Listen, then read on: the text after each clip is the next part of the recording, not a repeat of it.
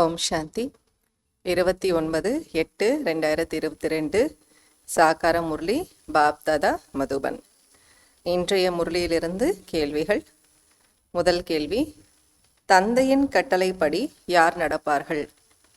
முதல் கேள்வி, தந்தையின் கட்டளைப்படி யார் நடப்பார்கள்? இரண்டாவது கேள்வி, பிரம்மா பாபா எல்லா வேலைகளையும் செய்து காட்டியதற்கான காரணம் என்ன? பிரம்மா பாபா எல்லா வேலைகளையும் செய்து காட்டியதற்கான காரணம் என்ன?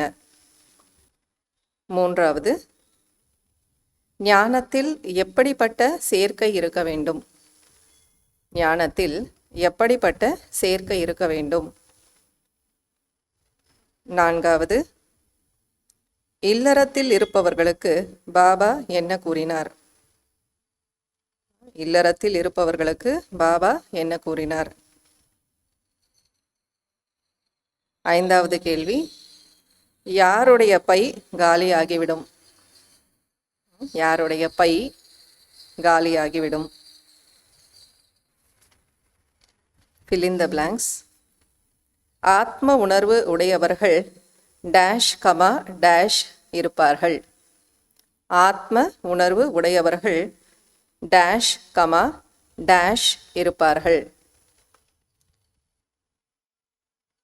டேஷ் வந்து விடுவதால் அவரிடமிருந்து டேஷ். டேஷ் வந்து விடுவதால் பின் அவரிடமிருந்து டேஷ். மூன்றாவது, யக்யத்தை டேஷ் கமா டேஷ் பராமரிக்க வேண்டும். யக்யத்தை டேஷ் கமா டேஷ் பராமரிக்க வேண்டும்.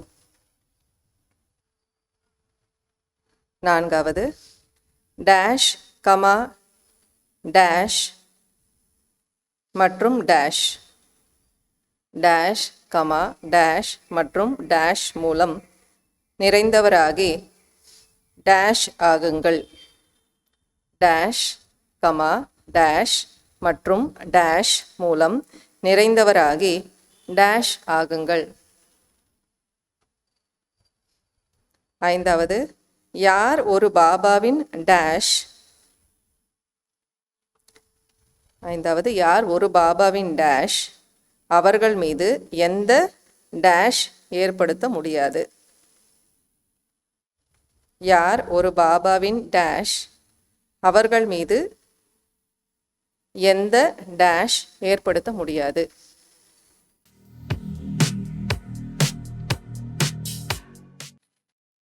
சரி, இன்றைய முரளியிலேருந்து கேள்விகள் கேட்டோம் இல்லையா, அதுக்கு விடை கிடைச்சிருக்கும்னு நினைக்கிறேன். ஃபஸ்ட்டு கேள்வி என்ன அப்படின்னா செக் பண்ணிக்கோங்க. தந்தையின் கட்டளைப்படி யார் நடப்பார்கள்?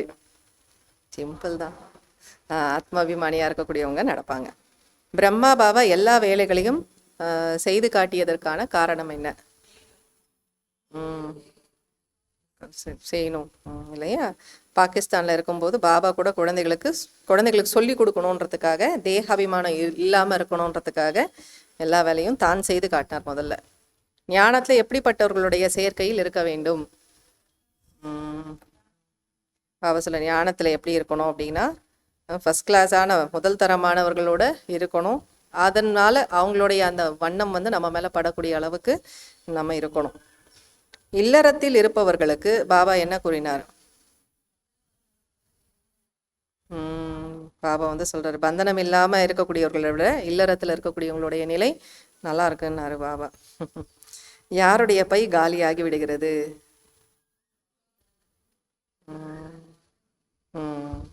சிவபாபாவுடைய பண்டக சாலையிலேருந்து நான் வளமான தினமும் எனக்கு எல்லாம் கிடைச்சிட்ருக்கு, வளமான உணவு எனக்கு கிடைச்சிட்ருக்கு அப்படிங்கிற விஷயத்த யார் மறந்து போகிறாங்களோ, மறந்து போகும்போது என்ன ஆகுது? பை காலி ஆயிடுது. ஆத்ம உணர்வு உடையவர்கள் டேஷ் கமா டேஷ் இருப்பார்கள். மிகவும் இனிமையானவர்களாக அன்பானவர்களாக இருப்பார்கள். தேக அபிமானம் வந்து விடுவதால் பின் அவரிடமிருந்து நறுமணம் நீங்கி போகிறது. யக்யத்தை டேஷ் கமா டேஷ் பராமரிக்க வேண்டும். மிகவும் அன்பாக உண்மையான உள்ளத்துடன் பராமரிக்கணும். டேஷ் கமா டேஷ் மற்றும் டேஷ் மூலம் நிறைந்தவராகி டேஷ் ஆகுங்கள்.